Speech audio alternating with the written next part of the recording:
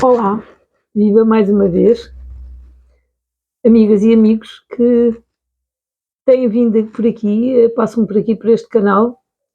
Hoje gostaria de partilhar mais um conto, digamos. É um conto, é um mito com arquétipos muito antigos e encontra-se num livro que foi recentemente traduzido em português, um livro bastante interessante, um livro daqueles que quem se interessa por compreender o significado dos mitos e dos arquétipos e entender o inconsciente. É um livro de leitura, direi eu, obrigatória. Chama-se O Herói das Mil Faces, de Joseph Campbell, e foi há pouco tempo traduzido em português. Já havia uma edição em brasileiro, mas em português não. E então a Alma dos Livros fez esta maravilha de traduzir este livro, O Herói das Mil Faces, ao qual eu estou muito grata.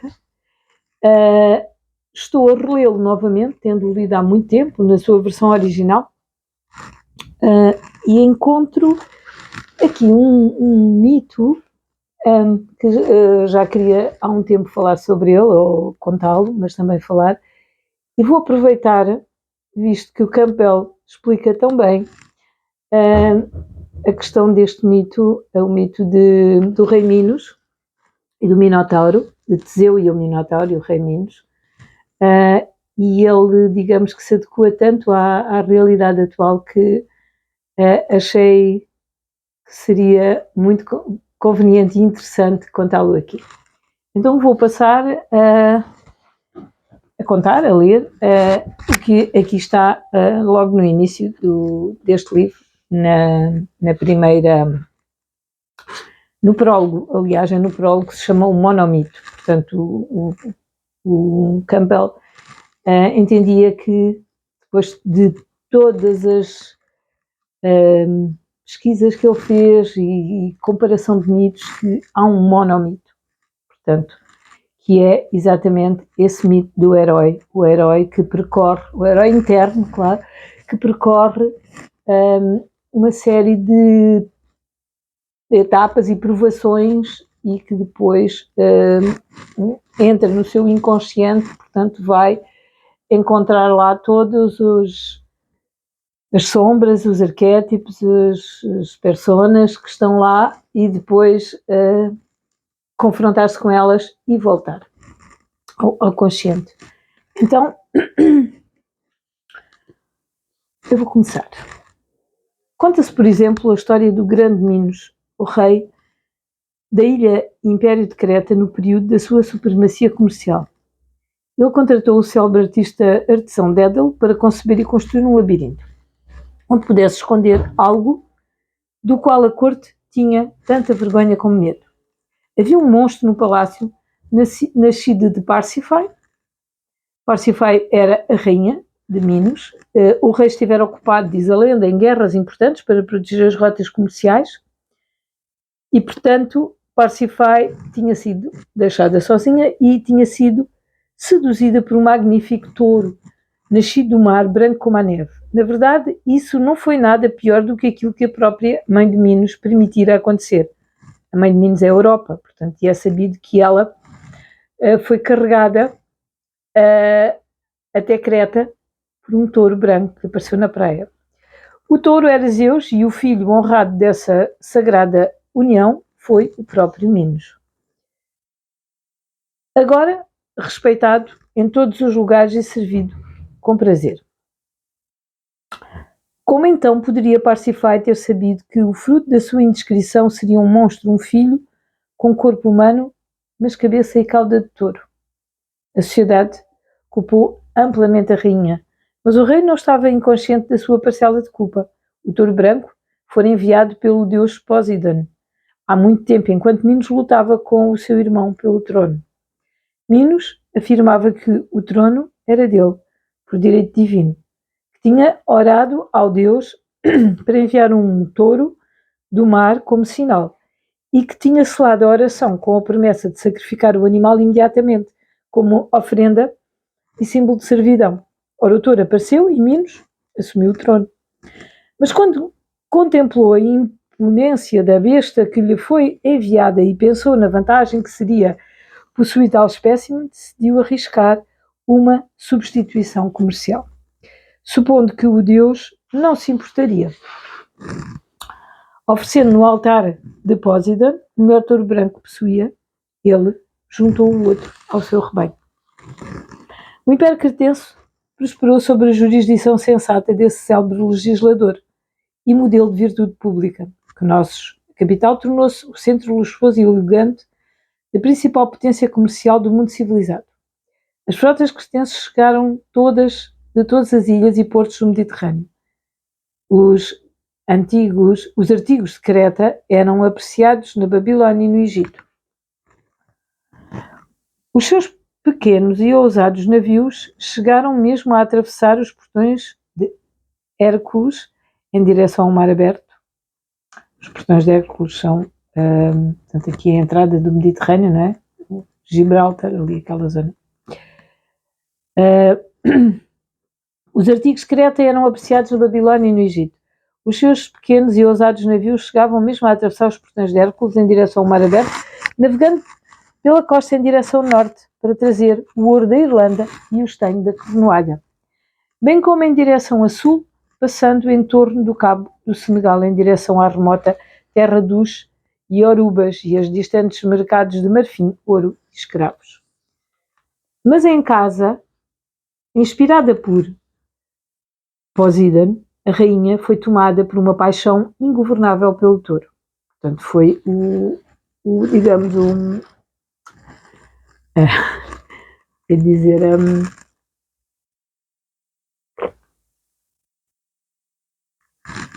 a vingança do Poseidon. Como o rei Minos não lhe sacrificou o touro que ele tinha enviado, ele vingou-se na sua mulher. Vamos ver como. Então a rainha foi tomada por uma paixão ingovernável pelo touro. Persuadiu o artista de seu marido, o incomparável Dédalo, a moldar-lhe uma vaca de madeira que enganaria o touro, na qual ansiosamente entrou, e o touro foi enganado. E ela deu à luz o seu monstro, que a seu tempo se começou a tornar um perigo. Dédalo então foi novamente convocado, desta vez pelo rei, de modo a construir um enorme labirinto com passagens sem saída para esconder o monstro. A invenção era tão enganadora que o próprio Dédalo, quando a terminou, mal conseguiu encontrar o caminho de volta à entrada. No labirinto foi acomodado o Minotauro, passando a ser alimentado com jovens e donzelas vivos, enviados como tributo das nações conquistadas que faziam parte dos domínios cretenses. Assim, de acordo com a antiga lenda, o primeiro erro não fora o da rainha, mas o do rei, e ele realmente não a podia culpar, pois sabia o que tinha feito. Ele convertera um evento público em ganho pessoal.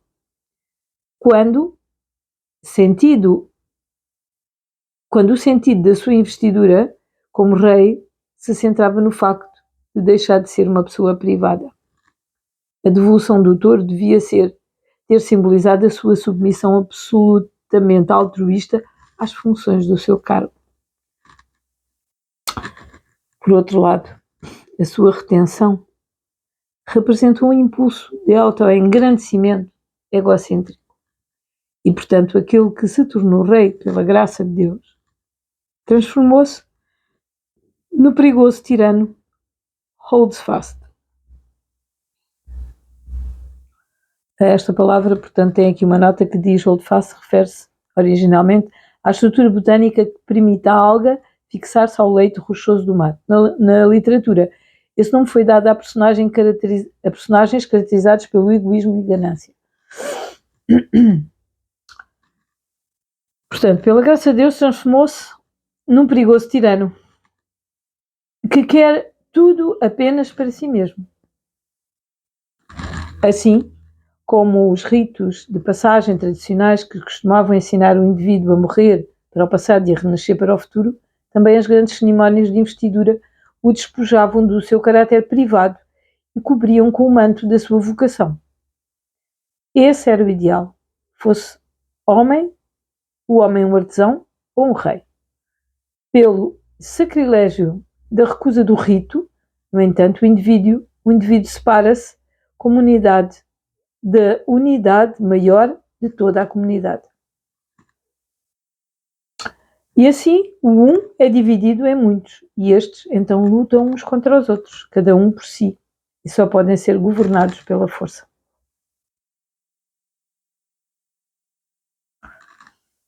A figura do monstro tirano é conhecida nas mitologias tradicionais, folclóricas, lendas e até pesadelos do mundo, e as suas características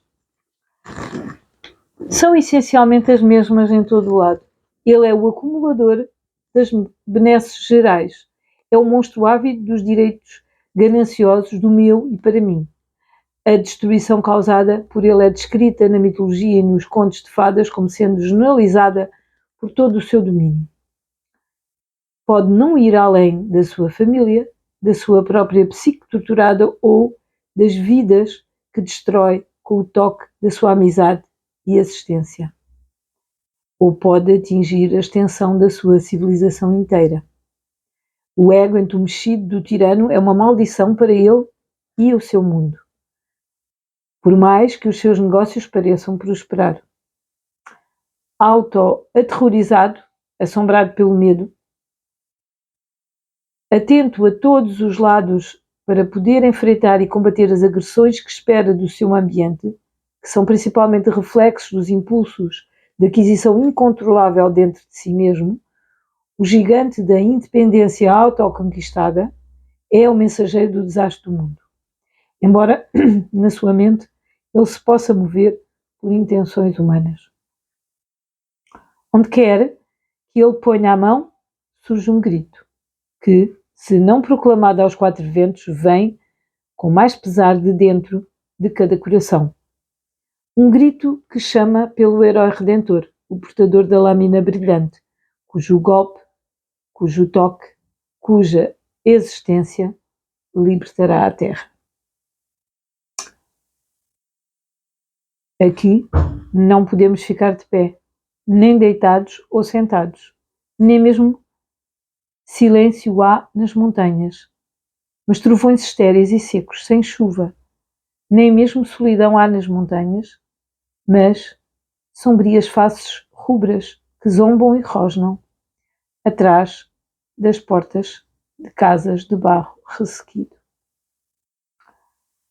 E termina, portanto, com estas palavras aqui, esta parte que fala sobre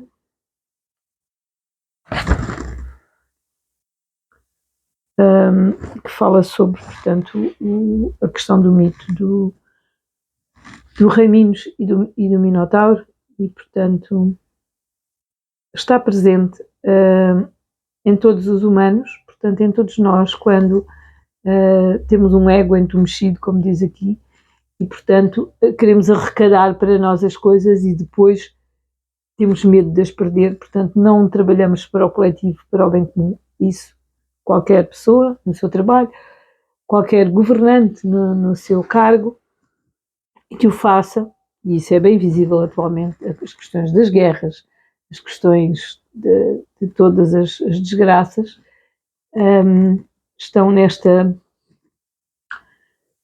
neste minotauro que carregamos em nós, neste tirano que tudo devora e quer para si, e tudo destrói. Eu estava aqui a olhar o final, esta última, é um verso, portanto, que eu estive a ler, é de T.S. Eliot e chama-se The Wasteland, as terras devastadas. E é isso que acontece. Estou-me a lembrar da lenda do Graal, do rei pescador, portanto, que vivia naquele castelo. O rei tinha uma ferida que não se curava e as terras estavam devastadas, as terras à volta, portanto, do castelo, porque o Graal não era usado para aquilo que deveria ser, portanto. E pronto, aqui termino esta pequena partilha de uma história e comentários do Joseph Campbell. Achei muito pertinente porque estamos a viver uma época em que é tão visível este Minotauro e a devastação que causa no nosso inconsciente, o facto de considerarmos que os inimigos estão lá fora e não dentro de nós. Temos que olhar para estes aspectos do nosso inconsciente, nossa psique, e ver o que eles são e enfrentá-los, como fez Teseu. Noutra altura deixarei aqui a história, portanto o mito de Teseu e o Minotauro, mas hoje queria partilhar este excerto porque acho magnífico. Digam-me nos comentários o que acharam, ponham gosto, subscrevam o canal, no caso de quererem continuar a ver e ouvir estas histórias e comentários que eu aqui deixo sobre contos, mitos, sabedoria do mundo e sabedoria do inconsciente coletivo. E tenham um bom dia, se for o caso, uma boa noite.